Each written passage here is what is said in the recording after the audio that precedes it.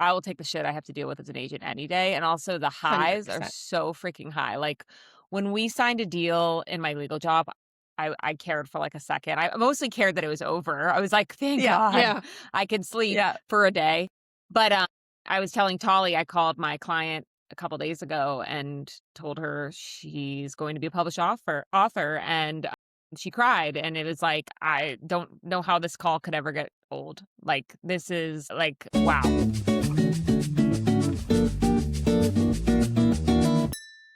We are so excited for this episode because we have Tali and Lauren from the Prose Pros here today. This is our very first podcast team up, so we are literally thrilled. I just want to jumping out from the gate, the disclaimer is this is not an episode on how to land an agent. This is an episode on what it's like to be an agent. We want the Yes. tea because on this side, agenting, it looks really glamorous and it looks really fun. You get to work in the publishing industry, you get to work with authors.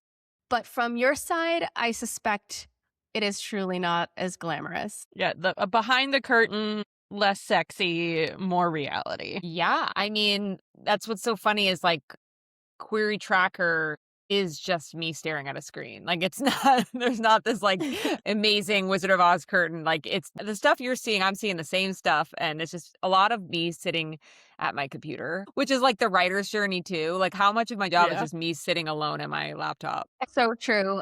You guys bring, I think, listening to your podcast, which I'm sure all of our listeners listen to your podcast, you bring such a unique perspective because you are both or triply lawyers, authors, and you work in the agenting field. And that is what? That is so many things in one day. Just what? Yeah. It's Yeah. it's only three things. It's only three things. It's like Only. there's this meme, I think, where it's like my 5-year-old daughter asked me how she can be a scientist. And I said, well, first you have to go to school, you have to get really good grades, and you have to go to NASA. And she said, well, that's only three things. So that's kind of how I feel. But no, Amen. seriously. I mean, I don't know. You say, agenting seems glamorous, but I think it kind of is glamorous, even behind the curtain, You get to read books for a living. You get to help people realize their childhood dreams of being authors. Sure, you spend your day staring at a computer screen, okay? Maybe you're not like a celebrity going to get your hair and makeup done every day, so it's not glamorous in that sense. But in the sense of someone who's absolutely loved stories, since I was born, basically, I think it's super glamorous.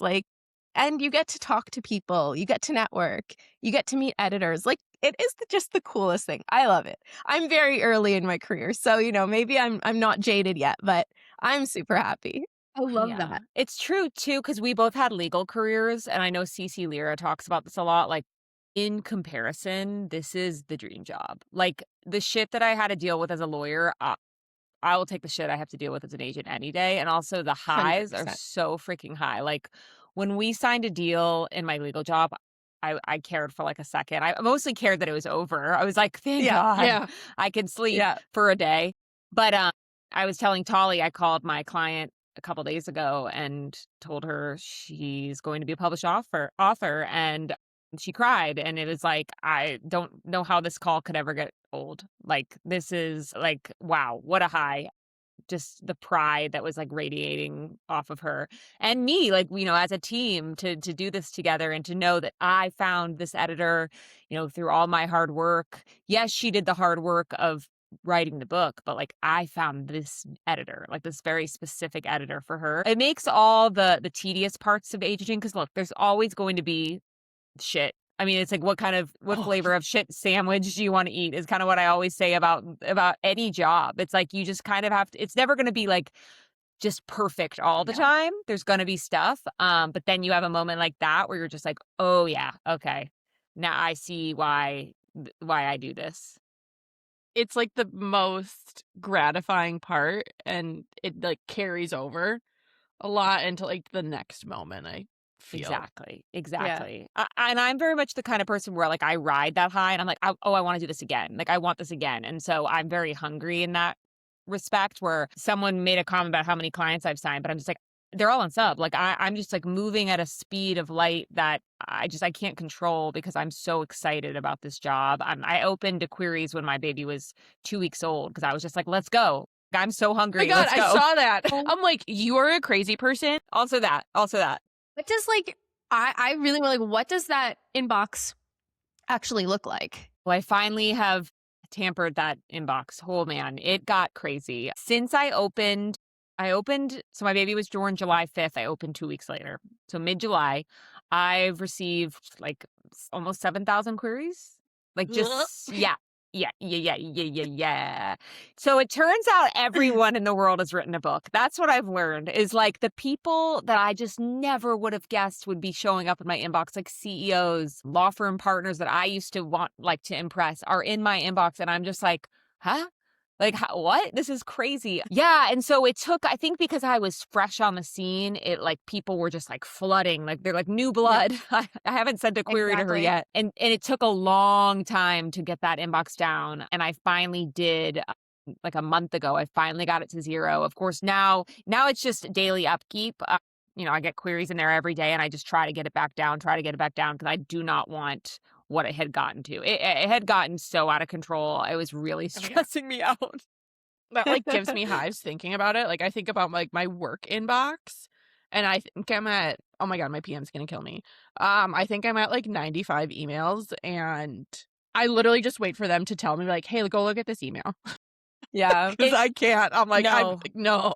it really stresses me. I feel like as lawyers though, there's this built-in anxiety of having Yes. any unanswered messages, like especially corporate law. It's really bad. Like you are expected within the hour to respond to any email. And if you don't, you're going to have somebody knocking at your door, especially when you have massive clients. Like my first deal as a lawyer was $1.83 billion acquisition. So it's like, you need to reply before they send the email because if there's a problem with that, it's Yeah. on you. So it's kind of like that anxiety sticks with you. So, I can't look at something and have it sit for 2 weeks. I need to get to that ASAP. And I think that kind of gives us an advantage as well as lawyers. We're kind of trained to like super be on the ball. So, Yeah, we talk about this all the time because, sorry, I was just yeah, gonna say that communication as an agent I've realized is really important to authors. And so authors that are asking like, well, I just came from an agent who, took months to respond to me. We're like, I what? know. I I'm know. so sorry, but I would have been so fired. Like, I would have been long gone. Right? Like, are you Right? kidding me? Like, I Right? once got yelled at for not responding within a few hours that I confirmed receipt of the email. Yeah, And so exactly. my clients are all like, "Oh my God, you're so responsive." I'm like, yeah, because this is client services. At its core, Exactly. Yes. agenting is client services. And if I'm not saying Exactly. I received your email, that's not good service. Like, I'm Mhm. sorry. So I Exactly. always try to make that clear. And I know I mean, this is something we talk about all the time, that we will always be very strong communicators as agents because this is how we were trained as lawyers. Tali and I are both relationship agents and career agents. So I want to grow with you. If this first manuscript doesn't sell, we're going to write another one and we're just going to keep going and we're going to keep working together. And I had a client say to me recently, like, you're new. I had an offer from a pretty big agent, but like, I feel like you're a rocket ship that's taking off and I want to be on that ship. And I was like, let's go. So, Put the fuel in the tank. Let's move. exactly. So, like, I'm not just gonna be like, okay, this looks pretty good, out the door. This looks pretty good, out the door. It's like, no, this is like intentional, focused work. We're going to edit. We're gonna make sure this is your best work. And then if this one doesn't sell, we're gonna go back to the drawing board and we're gonna work together. So yeah, there's different strategies, but this is our strategy. But I've always just been curious when you get that, when you're querying and you get that automatic no, like within days, because the expectation is you're not going to hear for months, right? Like, so is that going directly to the agent or is that like a literary assistant inbox? Is that a whole, like, because I want to hear about the literary assistant inbox then too. It depends truly on the agent. I'm reading all my Yeah. queries, but there are agents, especially at more senior levels, who have assistants and Yeah. interns that have access to the query manager inbox, but it's me for my own inbox. I'm in there all the time. With 7,000, I Yeah. hope it's that's not Yeah. filtered out. I'm a multitasker at my Yeah. core. My husband, we've been together for like 7 years and he's always been blown away by it because he is someone who he has to be just doing one thing at a time. But I will be like giving my child lunch and have like my phone open and be like reading a query and it's focused and like I know what I'm looking for and I can tell whether it's something I want or not. And so actually I would say majority of my clients that I've found through the query inbox, and I'm sorry for the people that maybe I've been sitting on your manuscript, but the majority of my clients, it's like I sign them or I offer to them within days. It's like query manuscript. I read the manuscript in 24 hours. I offer, it's go time. It's like I just know my taste so well.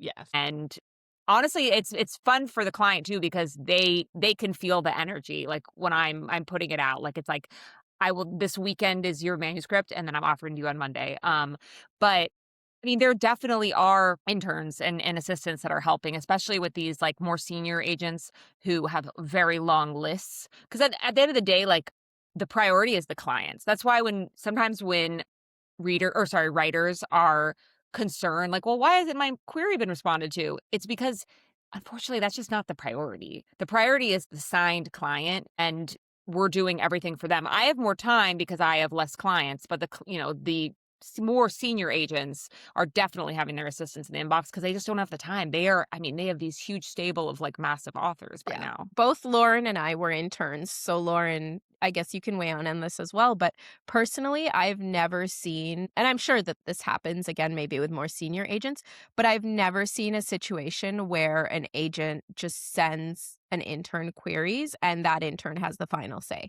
I've seen situations where interns can weigh in and say, like, I think these are the strengths, I think these are the weaknesses, like, this is what I might do. But I've never seen that final decision rest with anyone other than an agent. Everyone's talking about AI, obviously, but do you think that the queries have gone up or that there is a lot of because of AI? Because like everyone thinks they can write a book now, or is that like contributing to the mass querying that you're seeing?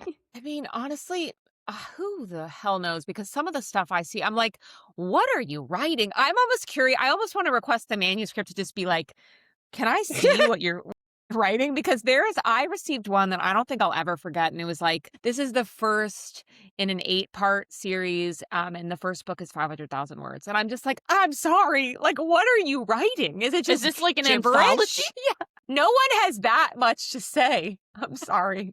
Molly, what do you Yeah. have a No, but story that you're like, oh my God, this was insane? Well, I do, to answer your earlier question, I definitely think that the number of queries are increasing, especially not just with AI. I think this started a lot earlier than AI. I think because it's so much easier to query agents now. And as query manager to query tracker, whatever it is that writers use, I don't remember anymore. As more features are added. So like you can query, you can save now whatever you put into a query. Like when I started querying, you couldn't actually save the fields. It didn't pre-populate like your query letter. So you'd have to copy and paste it for every person. Like, so it's increasing in functionality, and that makes it easier to just go in and kind of spam out your queries. So I think not only we're seeing more queries, but we're seeing queries that aren't appropriate. So it's like it's not a genre that you represent. Like, you don't know how often people will write a fantasy, for example, and they don't see fantasy on the list. So they just say, okay, this can be commercial fiction. It's not. It's Yes. not. You're going to get So rejected. true. Jesus. That's Sorry, actually an incredible point because I am constantly getting queried personalized queries that are not personalized to me. And it means someone just copied it, like restored answers. But I know about this feature because I'm querying right now. So you restore answers and it's like, because you're looking for this and because you've sold so many books in this category. I'm like, I haven't sold a book. So I don't know where you're getting that from. I know. Well, you It's have just like, now. yeah, have now. But it's just like, my goodness, it's like, can you just read your query? And you're so right. I think what happens too, and that's why writers who are listening and are discouraged when they hear, oh my goodness, she has 7,000 queries. I would say about at least half of those are people who just finished NaNoWriMo, RIP, or just finished some type of like writing competition and go, all right, upload and query. I would say the people that are listening to this episode are like the ones who are like editing and like preparing their query and learning how to write a query letter. So yeah, there are plenty of books in my inbox that are not query ready. Trust me. Yeah, for sure. Yes. That's crazy to me, Yes. Jenna, because I feel like we've talked about this a lot where like the querying thing and you guys understand too, but it's like, oh my God, it's so like you take these workshops and you're like getting all this feedback and you're like, oh, this has to be so specific and so on point and so formulated. I'm like, this is the hardest part of the entire thing. But it's almost, it feels like a litmus test, almost like where you're like, you know, AC/DC putting like the thing in their rider when they're on tour because they have so many flammable things that they would put like very specific, silly details. They'd be like, only make sure there's red M&Ms in the dressing room because they wanted to make sure that people were reading and knowing what they were doing. Like they read the whole contract. It feels like that almost the way that you're describing it. It's like, I just need to know that you've done the work and that you know what you're talking about in the letter.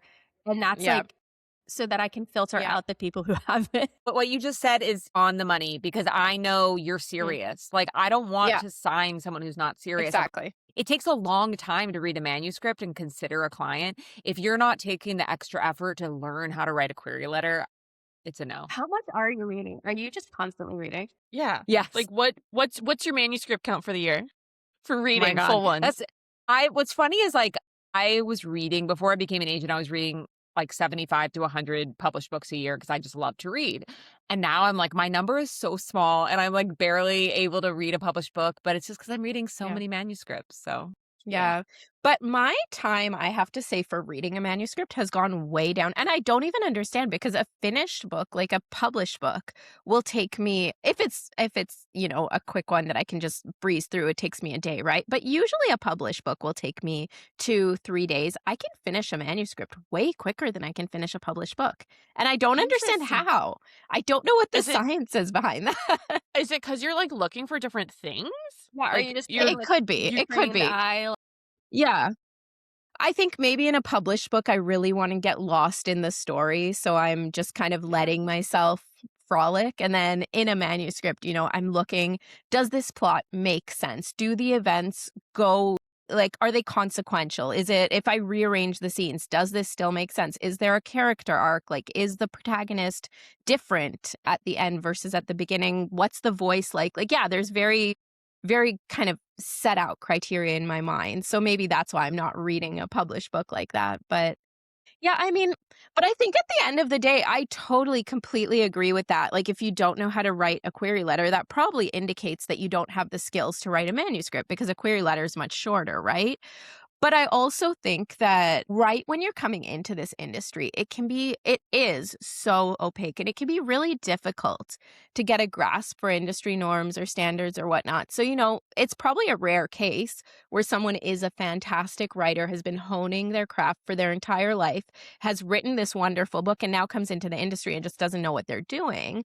But I imagine that is the case for some people. So I think for me, the story will always be the be all end all. Like if I get a sense that your story is just unique and marketable and something that I cannot let go of, I think that, you know, I can let go of maybe not the best written query letter. Maybe you call me Tammy instead of Tali, which I have gotten before. And it's fine. It's fine. I'll look past that if your story is good enough. You will learn my name. My husband used to be a corporate recruiter.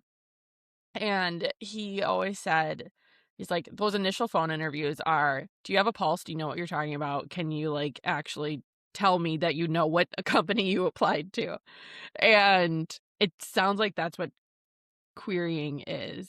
It is that initial interview where very one-sided, but it's setting it up. Do you have a pulse? Do you know what you're talking about? And do you know who you're querying? And then after that, it feels like that's where like the real, you know, like quote unquote in-person interviews happen. And I don't know, it gives me a sense of, so it's not that I'm doing it wrong. It's just that you're trying to find the right fit. it's definitely has to do Yeah. with fit. I think that's when, you know, I told Tali this morning I got like a form message on my website, which I will be shutting that down because people have too much access to me. But it was basically like, "I've queried you 3 times and, you haven't accepted, like, any of them." And it's just like, it's just not a fit. Like, at the end of the day, like, I have to, I only have so much room and so much time, and I've received, like we said, 7,000 queries, so it's like, I can't sign all 7,000 of y'all as much as I want to, It's like, it has to be the Yeah. right fit at the end of the day, and it has to be something that I have a vision for, and I can see, like, a future for me to work on it, because, like, there could be an agent who, like, says, "I see the vision." The amount of times that I get those offer notifications where it's like, "Oh, I got an offer, you have 2 to 3 weeks to read this and let me know." And I start reading and I'm like, "I can see why you got an offer. I just it's not for me." And that's fine. And then Yeah. you move on and they go to that agent. So that's why I'm like, this getting a rejection doesn't necessarily mean like anything about your writing at all. It Yeah. truly is just not a fit, because and I'll tell you, I'm querying right now and I am getting rejections and I'm getting full requests. So that balance, I'm like, okay, I wasn't a fit for this person, but maybe I'm a fit for this other person. And that's the way it goes. It's like Yeah. Exactly. bookception, Yeah. where you've like been on both sides. I know, it's very weird. I've got my query tracker and my query manager. It's a whole That is thing. actually like I didn't even think of that. I'm looking at my comments. I feel like I have like a Reddit thread about me. I'm like reviewing. I see them, guys. I see all of them. Is it? I feel like a lot of agents that we talk to have also this kind of author side of them. Yeah, a very Yeah. creative And side. 99% of agents also have a writing because you're editing. You're doing a lot of that other Yeah. work too. They feed each other Right. 100%. Like Yeah. anything I do for agenting inspires me as a writer. And then as I'm writing and like, doing stuff on the author side, it's inspiring me as an agent. Like it truly, Yeah. I told my husband the other day, I was like, I am so happy right now. I literally used to go to this like law firm and just do legal stuff all day and pretend to be a robot and like no one knew the real me.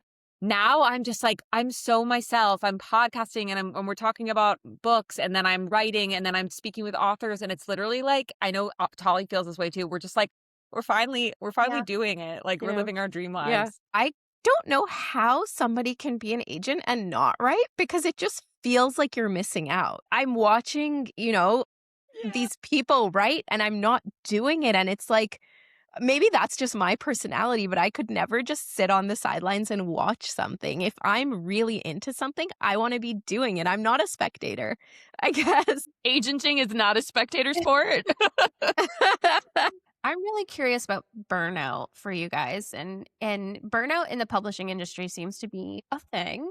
A lot of people we've interviewed who either went on to be authors or booksellers or agents are saying like, "Oh, I worked in the publishing industry and it wasn't for me," or "I got burned out really quick." Is that something you experience as agents, or can you see where that happens, and does that happen? Yeah, does that happen for agents too, I guess?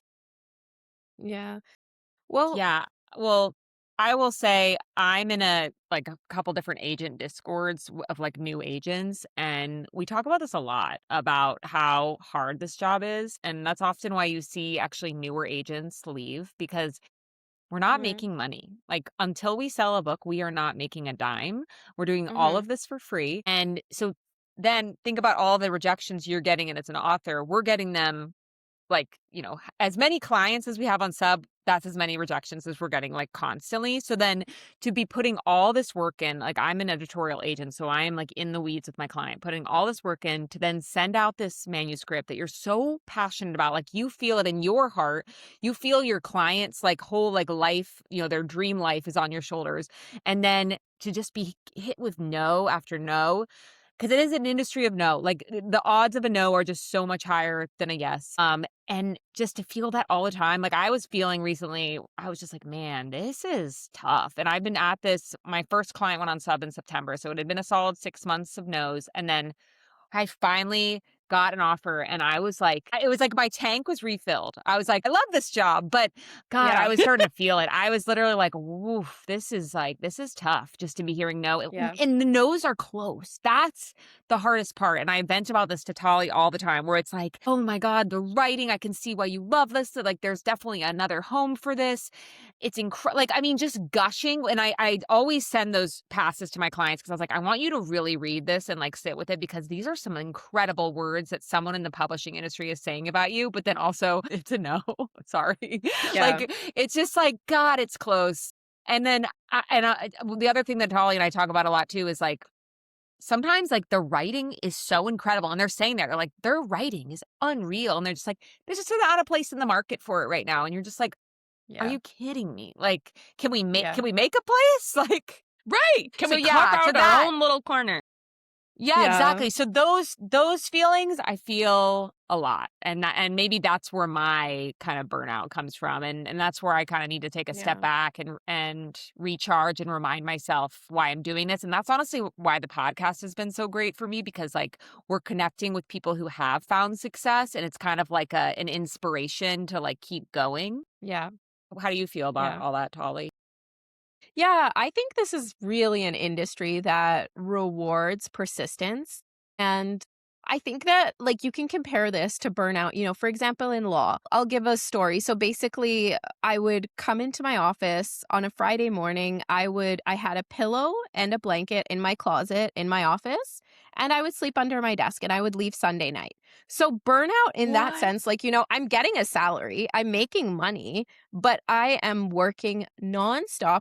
It's not rewarding. Clients are screaming at me regardless that I've spent the entire night working on their stuff.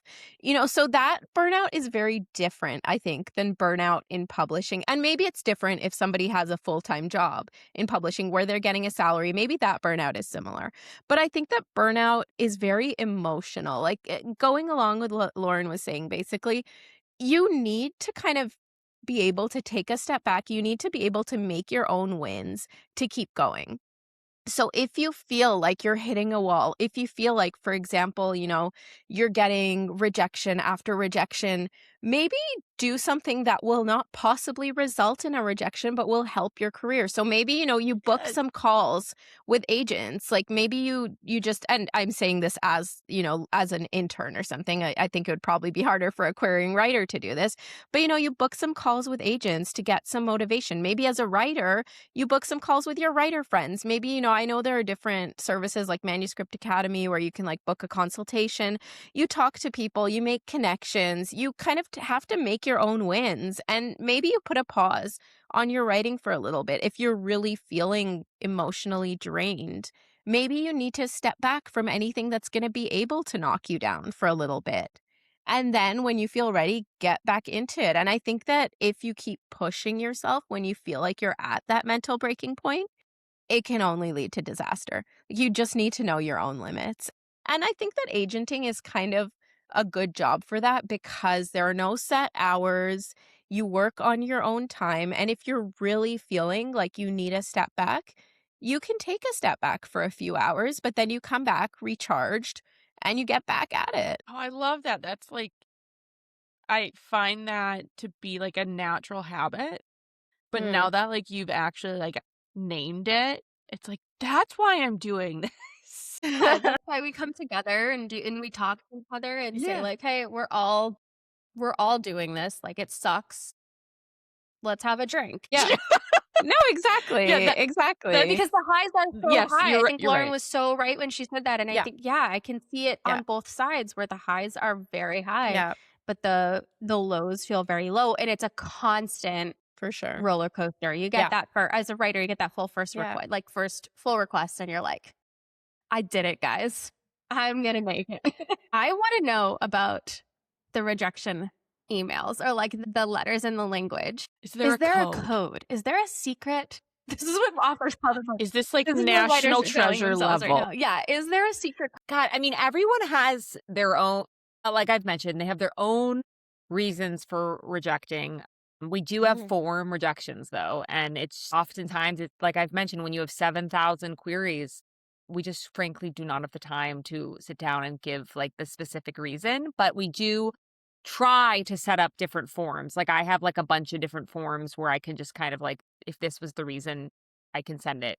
Like, I have an opening pages rejection form where, like, if I do make it to the opening pages 'cause I'm liking what I'm seeing and just, like, the writing's not there for me, I have that one. I have, like, word count, blah, blah. So I try, but as someone who it's so funny, like, I'm now since I'm getting rejections as an agent, like, looked at the rejection I got and, like, went and looked at the comments on Query Tracker and, like, oh, I was like, "Oh, this is a form." Like, I thought for a second, I was like, "Oh my god, like, it's just truly the writing is there, it's just not for them." And I, like, went and, like, everyone's getting this. So, Yeah. I don't know if there really is a secret code except for the fact that, like, it just truly wasn't for this person, but I will say, one thing I've noticed is if someone queries me, and then they come back a few months later and they query me again. That's kind of a red flag to me because I'm like, I don't truly think you've taken a step back and processed this Mhm. and really worked on your writing and your manuscript, whether it's the same one or a new one, and tried to find the plot holes. Like tried to really tear this Yeah. apart, get some Yeah. craft books out and like figure out the holes. Because often what happens is like where I start get another query from the same person, it's just all the same stuff. It's like I don't think that they've put the work in that's necessary. Yeah.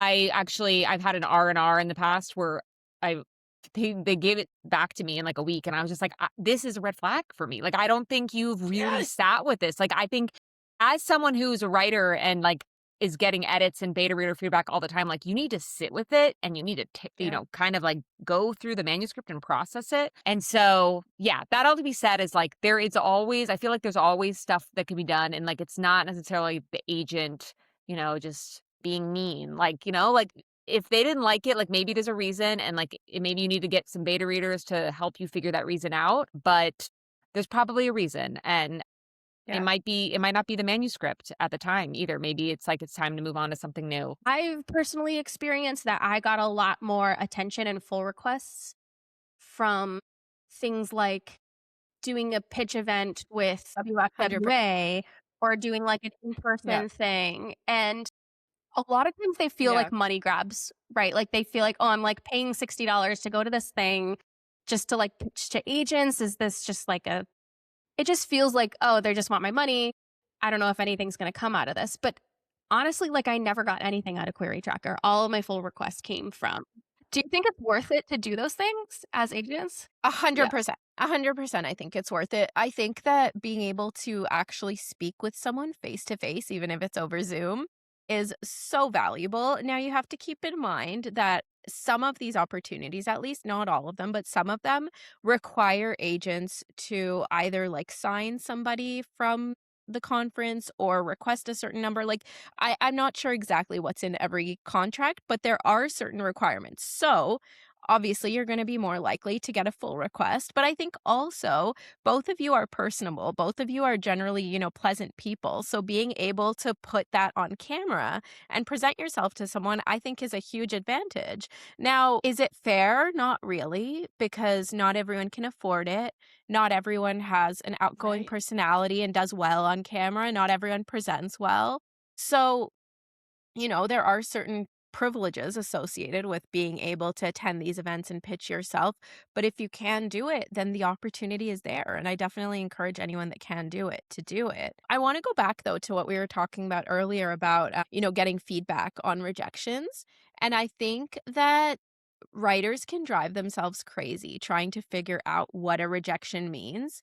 And also, going back and editing based on feedback you get in a rejection, I don't necessarily think that that's always helpful. And I think that sometimes writers, I think Lauren may have alluded to this, will try to kind of just put a varnish on their work and say, okay, if I just add some fancy words or if I make my turns of phrases prettier, that's going to attract an agent. But sometimes the issue is your scenes can be rearranged and the effect is the same. There's no causative link between your chapters. Your story as a whole doesn't hit the beats at the right moment. So you have like a sagging middle, or your climax doesn't hit as hard as it should. Your resolution isn't as satisfying as it should be. So, all of these issues are structural issues with your manuscript. They're things that take months, if not years, to go in and address. So, like, don't try to just kind of varnish it based on, she said that maybe my main character doesn't come across strong enough. Let me make her a bit more sarcastic.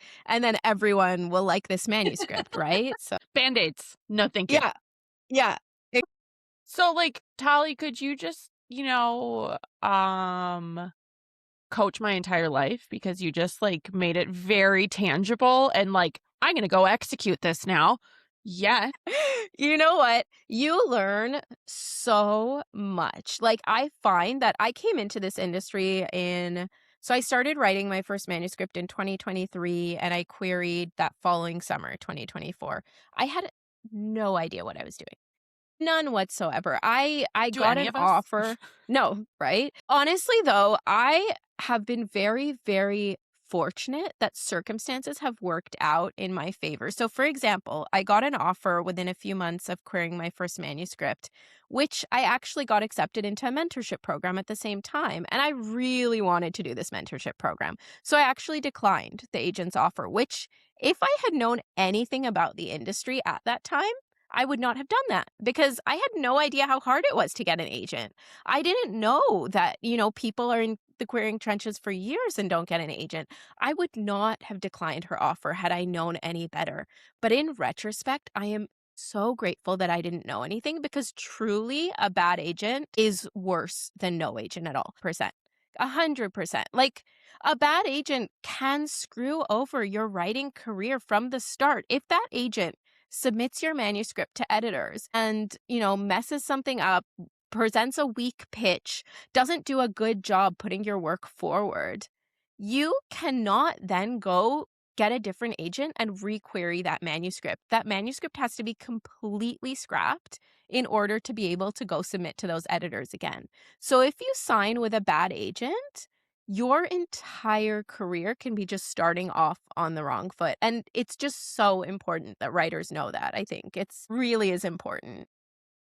Oh wow. I feel like we could do an entire episode just on that. Because that's like the do's and don'ts of like, don't screw it up. Don't screw it up. And I mean, I know there's already so much pressure on writers. There's already so much you need to consider. But We brought it upon honestly, ourselves, really. yeah. We all do. We all do. I mean, this is what we love to do. It's what we love to Yeah. do, right? But Yeah. but so anyway, I would just say, be very, very careful with any decision that you make. Essentially, think it over, get feedback, don't do things on a whim. Make sure you know what you're getting yourself into, basically. And please remember, a bad agent is truly better than no agent. No, worse than no agent. Please take a moment and plug your own Yeah. little jams here. Absolutely. Yeah. You are our guest. Awesome. Yeah, I'm on everything at Lauren JP Con. I do have two middle names. I made my maiden name a middle name. And I am open to queries. I'm pretty much I worked for Brent Taylor at Triata. Obsessed with him, Brent, if you're listening. And he told me that he was open like 100% of the time his entire career because he was so worried that he would miss his dream book. Stick to that philosophy. I actually closed for like 2 weeks at Christmas because I was like, oh, I'm gonna catch up. It's gonna be great.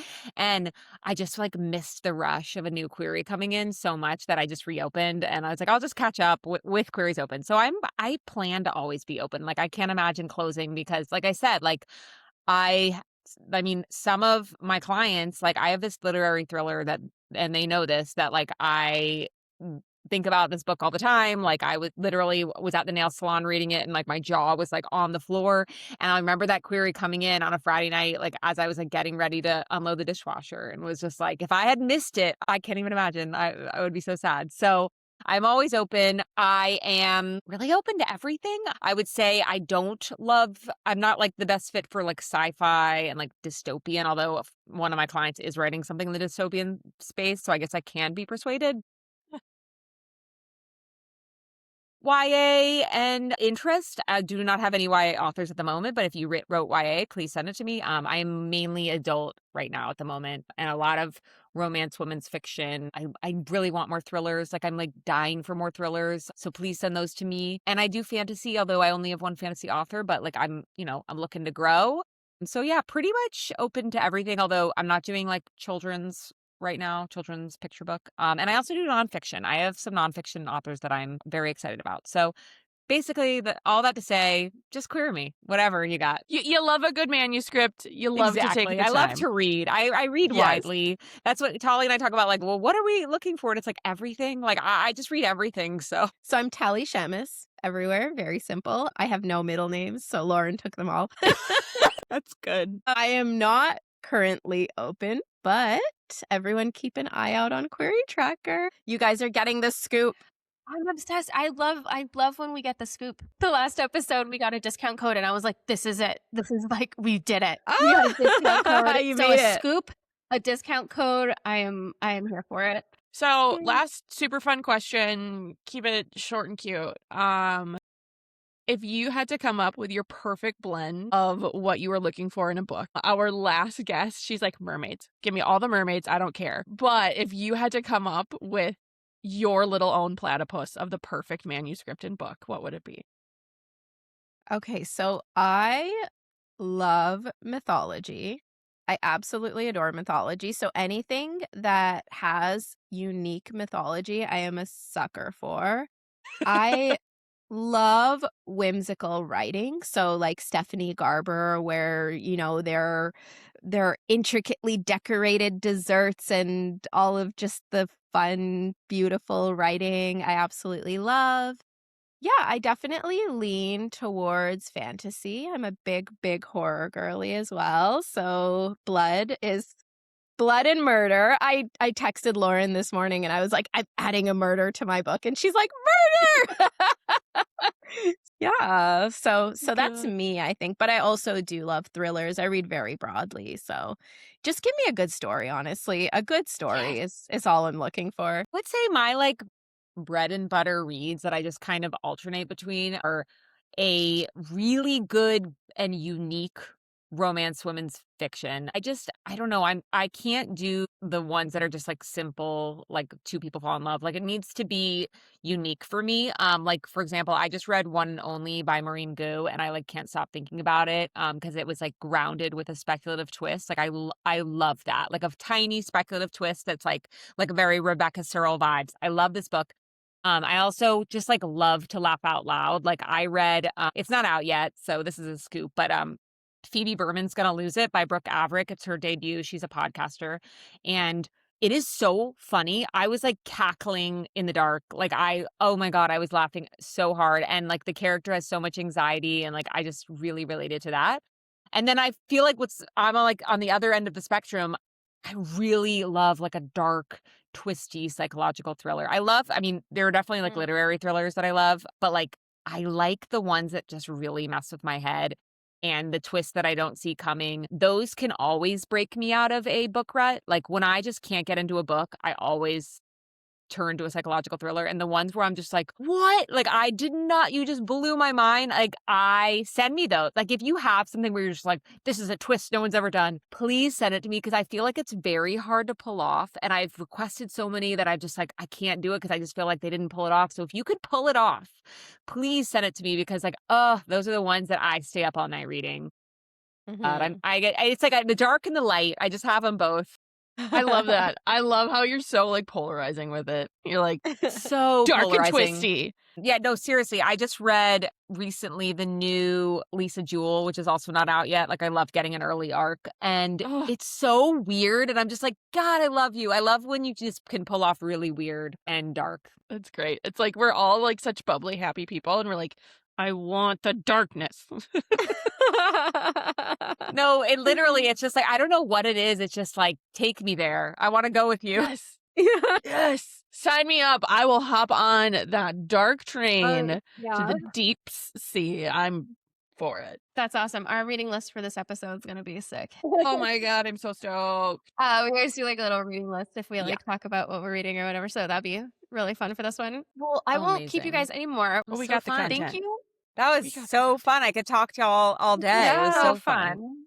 Please do. I wrap up with your name is so appropriate because you guys truly are the pros. The Prose Pros. And then we drink and we're unpublished, so our name also works. So